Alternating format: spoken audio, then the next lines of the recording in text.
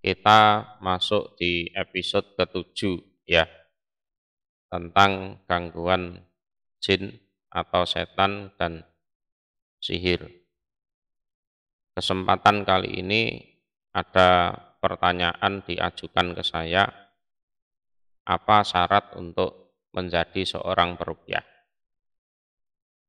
Maka akan saya jawab dengan sebuah hadis di kitab Sunan Ibnu Majah di nomor hadis 222. Mungkin kalau ada yang punya kitabnya bisa dilihat. Jadi secara umum musuh manusia itu adalah setan. Mereka berusaha mengajak manusia masuk neraka sebanyak-banyaknya. Nah, tentunya salah satunya dengan tipu muslihat.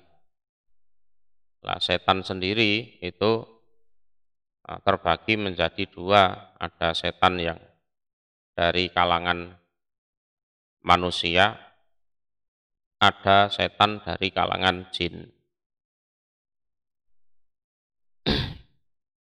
Nah, ini ada sebuah hadis Ani bin Abbas qala Rasulullah sallallahu alaihi wasallam faqihun wahidun asadu ala syaiton min alfi abidin. Jadi satu saja orang faqih itu lebih berat bagi setan untuk disesatkan, dijerumuskan daripada 1000 ahli ibadah.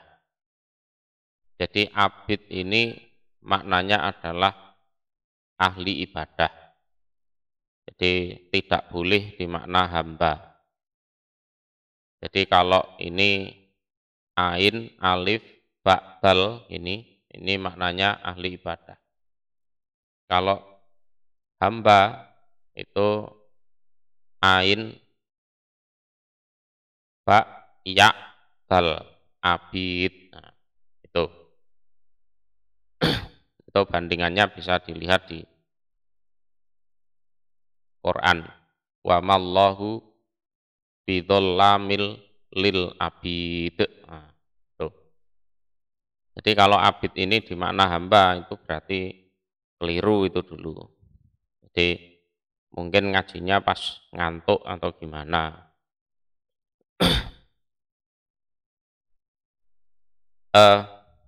1000 ahli ibadah di sini ini adalah 1000 ahli ibadah yang tidak faqih, yang tidak berilmu, atau yang istilahnya bodoh.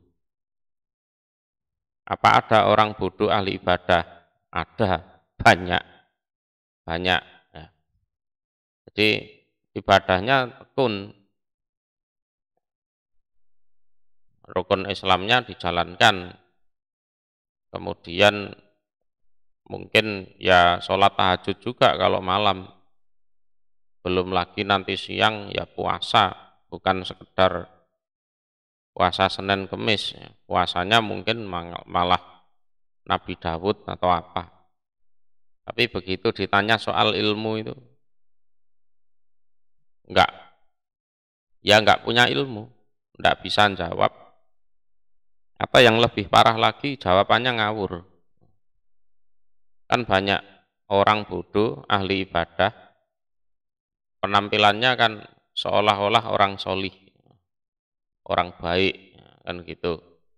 Sehingga begitu ditanya ilmu, malu, kalau enggak bisa jawab, terus ngomongnya ngawur. Kemudian kata fakih di sini, fakih ini fakih dalam konteks ilmu hadis, bukan dalam konteks ilmu fikih. Apa beda? Ya beda. Kalau dalam konteks ilmu fikih, fakih itu artinya orang yang ahli dalam bidang ilmu fikih. Tapi kalau fakih dalam konteks ilmu hadis ini adalah orang yang betul-betul menguasai seluk-beluk ilmu agama. Nah, ini orang fakihnya cuma satu. Itu bisa membuat setan betul-betul kewalahan untuk menyesatkan orang ini. Daripada 1000 ahli ibadah, kelihatannya ahli ibadah, tapi bodoh.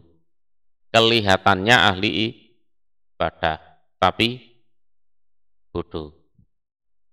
Lah, ciri-cirinya fakihun wahid, orang fakih itu adalah orang yang ilmunya itu di samping manfaat untuk dirinya sendiri, juga bermanfaat untuk orang lain. Ini salah satu cirinya. Jadi di samping manfaat untuk dirinya sendiri, berarti juga bermanfaat untuk orang lain. Sehingga fakihun wahidun itu juga ahli ibadah. Lah, terus jadi luar biasa, pahalanya banyak itu karena memang dia ngajari orang lain, sehingga orang lain yang mengamalkan itu sadar atau tidak sadar yang ngirim pahala ke dia. Lah kalau ibadah, ahli ibadah itu ya ilmunya terbatas, hanya bermanfaat untuk dirinya sendiri saja. Karena dia memang secara keilmuan enggak mumpuni sama sekali. Enggak mumpuni sama sekali. Ya cuma ibadah, gitu aja. Nah, begitu ditanya soal ilmu, kalau enggak bisa jawab, ya ngawur, berarti itu aja. Lah contoh yang terjadi di masyarakat ya. Jadi satu kampung, atau mungkin ini di pondok pesantren juga ya. Satu kampung atau satu pondok pesantren. Nah, kebetulan ada satu orang yang kesurupan misalkan. Kesurupan, terus dibacakan ayat-ayat Al-Quran yang enggak mempan, didoai yang enggak mempan. Nah, terus setannya itu bilang begini, aku adalah arwah gentayangan dari orang yang gantung diri di pohon itu. Nah, itu. Ya. Atau aku adalah arwah gentayangan dari orang yang kecelakaan sepeda motor di perempatan jalan itu. Nah, jin itu kadang seperti itu. Kamu atau kalian tidak akan bisa ngusir aku karena aku adalah kakek buyut dari orang ini. Nah, itu. Ya.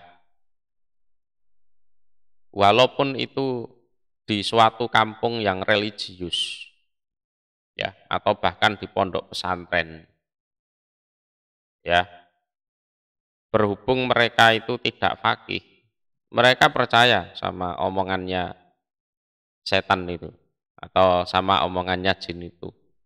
Wah ini gawat ini, nah, wah ini serem ini. Nah, itu satu kampung atau satu pondok itu ketakutan semua. Wah ini gimana ini? Ya mereka semua ahli ibadah, tapi tidak fakih. Karena ditipu oleh jin itu percaya. Padahal pada saat mereka mempercayai itu, mereka ya sudah bisa mungkin dinyatakan tidak percaya dengan hadis Nabi. Hadis Nabi itu kan menjelaskan pada saat orang itu dikubur, itu kan ditanya man rabbuka, siapa Tuhanmu? Man nabiyuka, siapa nabimu, kan gitu. Terus madinuka, apa agamamu? Kalau bisa jawab kan tidur. Ya, tidur, nyenyak seperti tidurnya manten baru. Kalau tidak bisa jawab kan disiksa kubur itu terus menerus sampai hari kiamat. Nah, kan gitu kan. Ya, kan gitu. Lah, pada saat orang-orang itu mempercayai omongan jin bahwa aku adalah arwah gentayangan dari atau aku adalah leluhur dari orang ini atau gimana, mereka ya sudah tidak percaya dengan sabdanya Nabi. Habis itu, akidahnya sudah habis. Ya, berapapun jumlah mereka itu akidahnya sudah habis. Entah mereka itu ya pernah ngaji tapi lupa, atau memang belum pernah ngaji hadis itu sama sekali. Walaupun mereka ahli ibadah. Ternyata gampang ditipu oleh setan. Tapi kalau yang menghadapi setan itu adalah orang fakih, oh habis itu setannya. Tahu-tahu ditapuk gitu. Ditapuk atau mungkin diludahi sama orang fakihnya. Kamu bohong. Ya. Karena Nabi mengatakan orang mati itu nanti di kuburan. Ya sudah. Ya. Ditapui itu. Bisa-bisa setannya ditapui. Tidak ada. Arwah gentayangan itu tidak ada. Kalau menganggap arwah gentayangan itu ada, berarti ya tidak percaya dengan sabdanya Nabi. Atau menganggap malaikat itu ceroboh dalam menjalankan tugas. Wong disuruh nyeksa orang di kuburan, malah orang yang di kuburan bisa lepas gentayangan kan gitu kan. Nah itu sering terjadi di masyarakat, sering terjadi. Dan mereka ibadah. Tapi berhubung bodoh, habis itu akidahnya oleh ya setan yang menyurupi salah satu di antara mereka. Tuh, habis. Tapi kalau berhadapan dengan satu orang fakih saja, ya ditapui setannya. Ya, enggak enggak enggak bisa untuk mengelabui orang fakih itu enggak bisa. Ya. Lah, ini salah satu contoh dari fakihun wahidun asadu ala syaiton min alfi abid. Jadi entah manusia biasa tidak terjun dalam dunia ruqyah, apalagi terjun di dunia ruqyah, syaratnya harus fakih. Nah, syarat untuk jadi fakih itu ya, ilmu yang sudah didapat dideres lagi, ya diulang lagi, diulang lagi, diulang lagi. Jangan sampai lupa. Terus habis itu cari ilmu lagi. Terus karena yang namanya setan itu tidak kurang cara untuk menipu manusia itu. Dan mereka sudah pengalaman menipu manusia sejak zaman Nabi Adam sampai sekarang, dan bisa jadi akan dikembangkan terus.